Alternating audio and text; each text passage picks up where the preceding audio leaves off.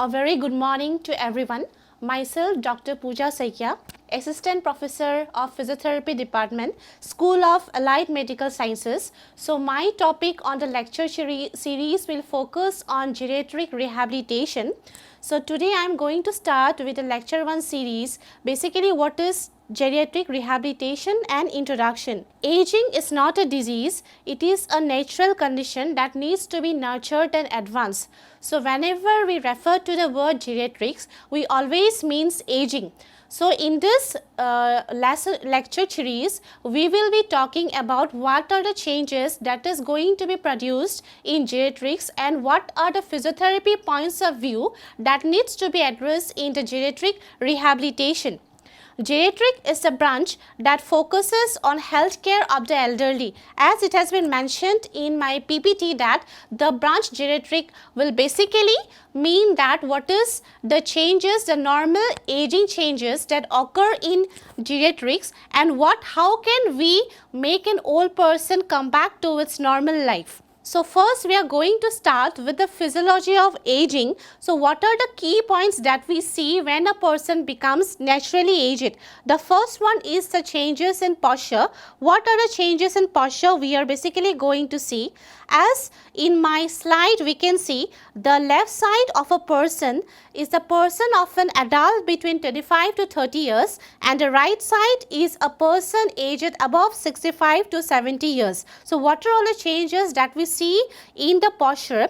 Number one is progressive anterior thrust of head. So, as we can see, if we keep in mind the head changes, we see that in the extreme left hand side, the head of the person with a correct spinal alignment can be seen, but towards the right hand side we see there is a drastic change in the posture, that is the neck and the head has been stooped lower and there is a change in the posture. We can see there is a cervical change in the posture as well as a lumbar change in the posture. Next, alteration of the spinal alignment. So, if we keep in mind regarding the different spinal changes, we see that the first one is having a very good spinal alignment, but gradually due to aging, if we compare from number 1 to number 3, okay, this is basically a adult person between the age of 25 to 30. Then how it changes to 35 to 40, then 45 to 50 and finally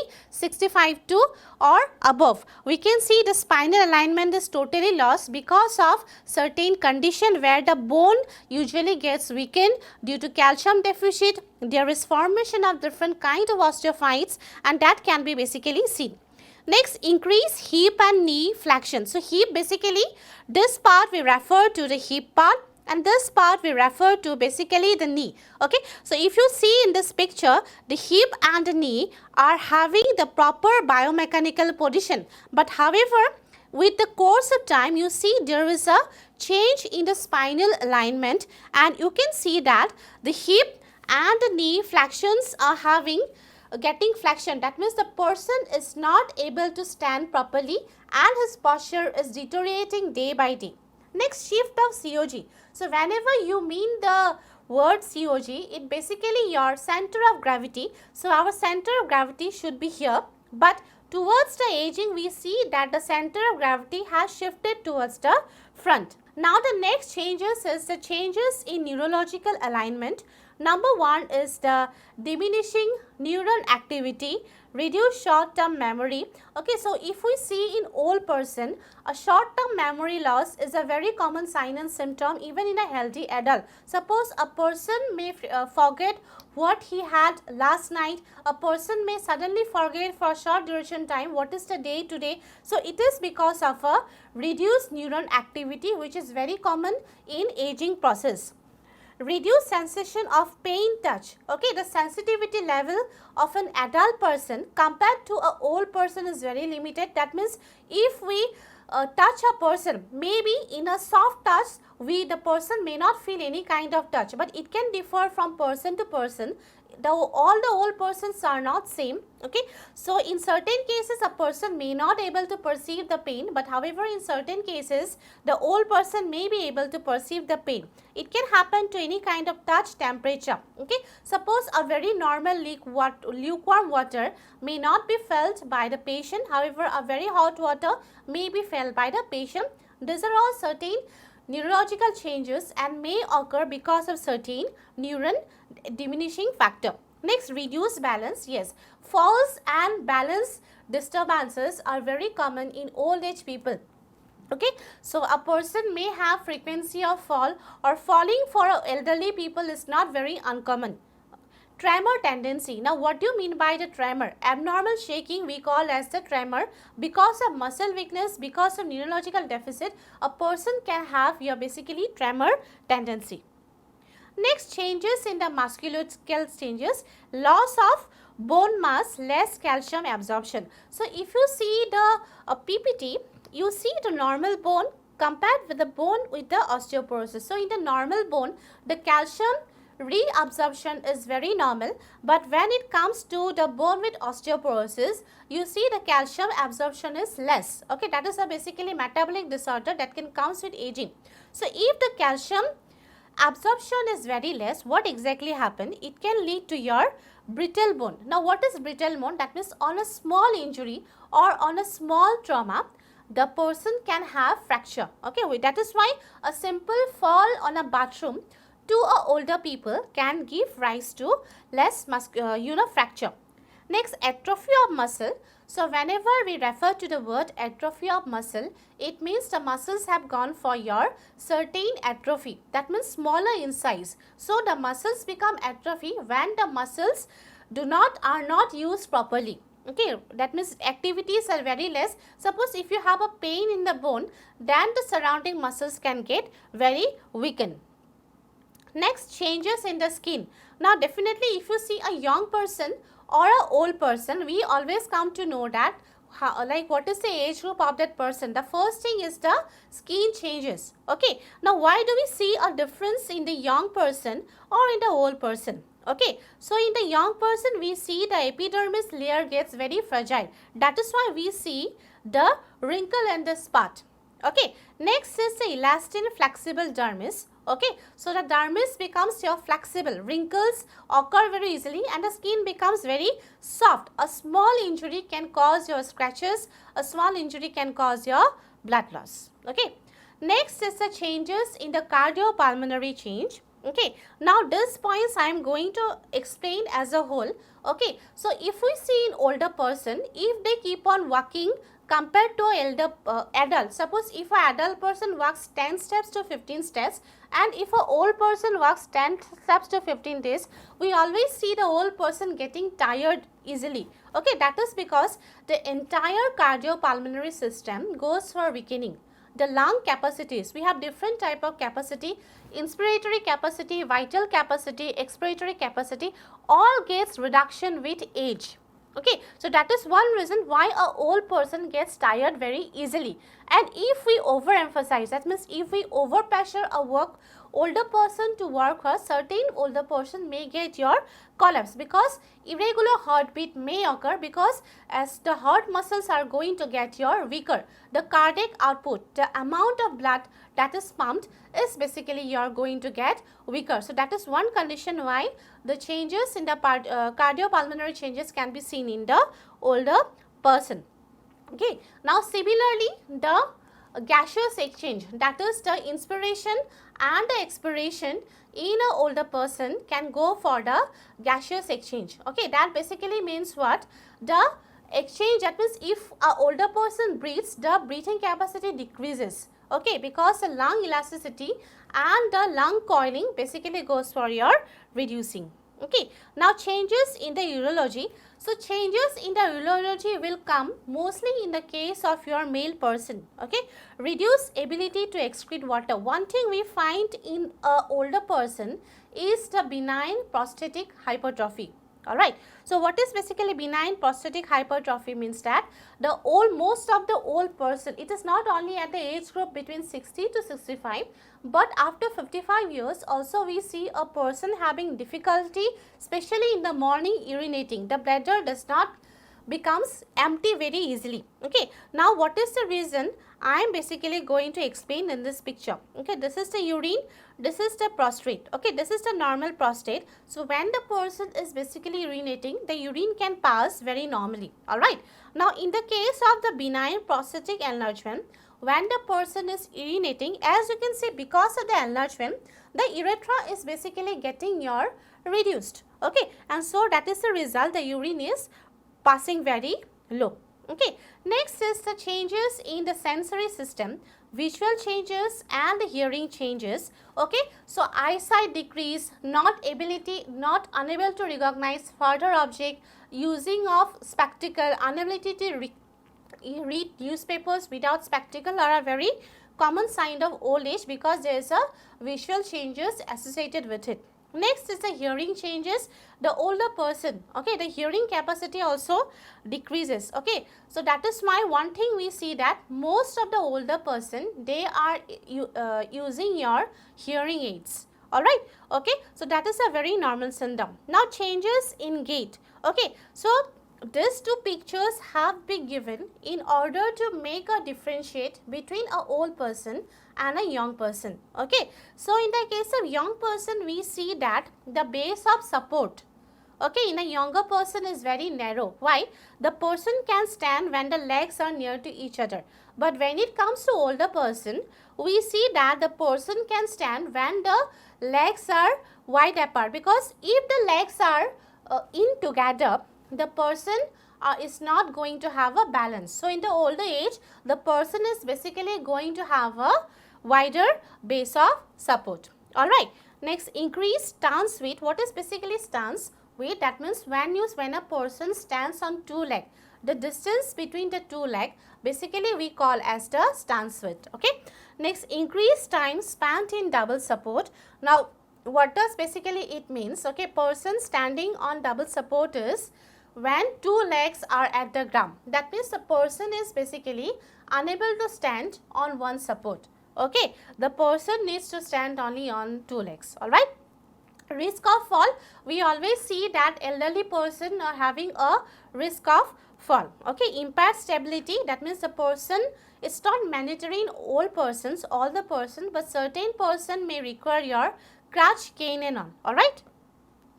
Next, we have seen certain changes in the geriatric rehabilitation. Now basically what we are going to see, what are the problem, because we have to mix. Aging is a very natural process and we cannot change. Like we also are aging day by day. I am also aging, you all are also aging. Okay, with age different problems are coming in to us, but how to keep the person in a normal condition, that basically we called as the physiotherapy rehabilitation. But in order to make the geriatric patient normal, we have to basically assess the geriatric rehabilitation. Alright. So what are all the things that we need to take part in the rehabilitation procedure? Okay. Number one is the subjective information. We have to take the name. We need to take the name in order to identify the person. Alright. Next, chief complaint. Okay, there is one highlight point. Be at slower pace. Chief complaint means ask the patient to tell his problem. Okay, do not interrupt or interfere when the person is saying his problem. First ask his problem, be slower, because we know at older age everything goes slower. Be patient, and when you feel the chief complaint, that is the complaint told by the patient, is not enough, then you can put all your queries. Alright. Next, history. Now what do you mean by history? Suppose a person is having difficulty lifting object, a person is having difficulty walking or difficulty standing. Okay, so you have to take a proper history from where it all has started and how many days it has been over. Alright. Next is the drug history. Since he is an older person, remember we are talking about geriatric, so he might have diabetic issues, he might have hypertension issues, so we have to take a drug history if he is on antihypertensive, anti-sugar, because that can impact our rehabilitation. Okay, sometimes some person is also Parkinsonism. Okay, so that history we need to take. Next, allergy history. If he is allergy to any kind of insects, dust, pollen, if he is having any asthmatic attack, asthma also comes as a result of your histamine allergy. Alright. Next, nutritional history. What is the appetite of the person? How many meals the person is taking? Okay, so that has to be founded. Family history. If there is any history of any condition. Okay. Next, physical examination, BMI. What is BMI? Body mass index. That is the normal weight and normal height. Okay, the normal weight in compared to the normal height is there in the person or not. Next, blood pressure. This is a very general examination that we have to see. Alright. Next is visual examination, cataract. Cataract is a very common condition that we see in almost in older patients. Alright. So, whether any kind of cataract examination has been seen or whether he has had any kind of surgery on his eyes, that needs to be found out. Alright. Next, auditory examination. Okay. If actually for auditory examination you have to go to a audiometry. Okay, we have to check the audiometry report, or otherwise we can basically go for cranial nerve examination. Okay, we can go for Weber's test, Rene's test, and find out if the person is having a balance or a hearing impairment. Alright. Next, assessing postural hypotension. Now, let me explain you what is basically postural hypotension. Suppose a person is basically sitting. Now, from sitting to suddenly lying, okay, thus the person has got any kind of giddiness, or from sitting to standing, the person has got any kind of giddiness, that basically we called as the postural hypotension. Okay. Next is assessing musculoskeletal condition. Okay, that you have to find out by range of motion, manual muscle testing, and other exercise therapy testing. Okay. Now, assessing neurological system, try to find out the balance. We have certain special tests for balance like Romberg test, Hans test, sweat test, and for mobility we have different kind of mobility that I'll be addressing on the chapter falls under this module. Okay. Now, give special attention to dysphagia. Now, what is dysphagia? So, whenever we refer to the word dysphagia, this is always painful and phagia is always having difficulty in swallowing. Okay. So, if the person is having any kind of difficulty in swallowing, we basically called as the dysphagia. Okay. Next, nutrition, respiratory problem. Okay. Asthma, cardiac problem. If the patient has been in ICU ever, that has to be addressed. Any cardiac condition, if the patient is in pacemaker and all. Okay. Next, bladder dysfunction. If the person is having difficulty urinating, painful urination or voiding urination, that has to be found it out. Now, certain mobility assessment is there. I'll first start with the mobility assessment, then next class I am going to start with other scale. Now, let us come to the mobility assessment. Okay. Now, what are the instructions that we need to give to the patient? Subject is seated in hard armless chair. Why armless chair? Because if the patient is sitting in a chair with arm, the patient will keep supporting. So, the arm has to be removed. Alright. So, sitting balance. Okay, just sit if the person can sit properly or he sways. Okay, if he is sitting, then give him a score of 1. If he is unable to sit, give him a score of 0. Okay, now ask the person to get up from the chair. Okay, if the person can get up easily, your score will be 0. If he uses arm, that means uses arm, give him 1, and if he uses give it 2. Okay, now attempts to rise. Suppose the person is not able to rise, but he tries to get up from the chair. So, what are your score? Okay, able to rise 1 attempt, that means he is able to rise in first attempt. Okay, give score. Okay, able to rise require more than 1, that means 2-3 attempt, give him 1, and unable to rise, give him a score of 0. Okay.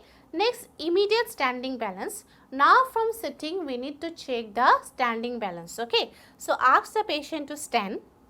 Okay. So, if the patient is standing without swaying here and there or without holding, give him a score of 2. Okay. If he uses walker or hold something, give him 1. Okay. Now, if he tries to fall, give him a score of 0.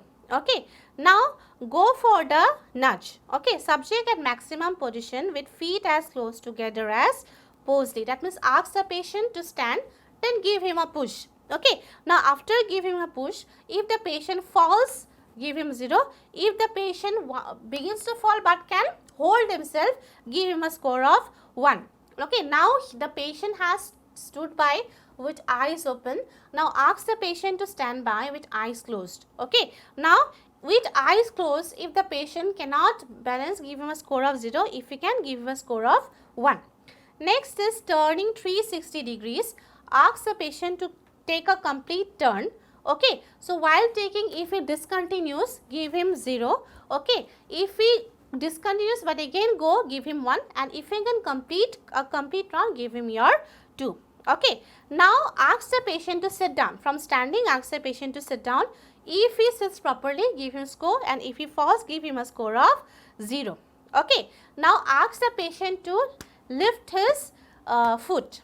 Okay, if the patient is lifting his foot without falling, give him a score of 1. If he falls, give him a score of 0. Similarly, it will go for the left foot. Now, step continuity. Okay, ask the patient to go and ask him to suddenly stop. While stopping, if the patient falls, give him a score of 0. If he tries, give him a score of 1. Okay, now while walking, give him some deviation, that is go towards the right or go towards the left. If he fails or if he falls, give him a score of 0. If he falls but can hold, give him a score of 1, and if he does, give him a score of 2. Okay, next go for the trunk. Again see his balance and the score will be same. Okay, now what exactly happens after this score? So if the person is having a score of your around more than your 25, okay, so total score is 28, so 25 to 28, the patient is good, healthy. If the person is having a score between 19 to 25, we basically called as the medium risk, and if the person is having a less than 19, we call as the high fall risk. Okay, so today we have completed the assessment scale mobility. In the next lecture, I am going to test you how you go for the depression scale and the overall rehabilitation. Thank you.